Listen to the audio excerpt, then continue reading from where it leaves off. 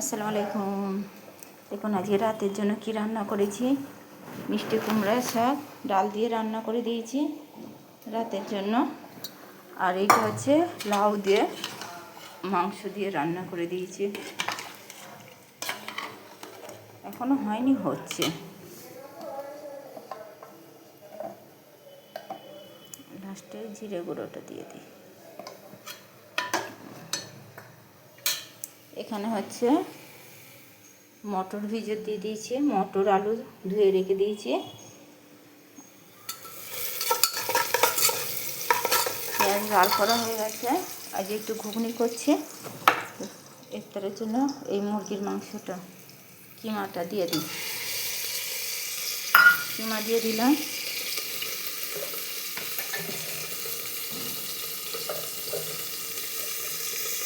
আদা বাটা,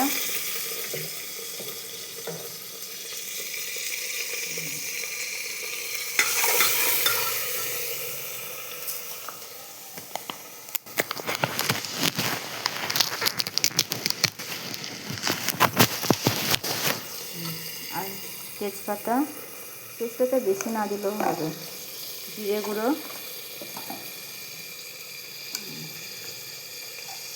হলুদের গুঁড়ো, লঙ্কা,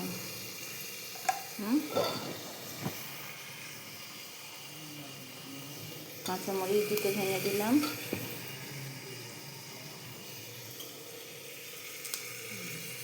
ভেঙে দিয়ে দিলাম।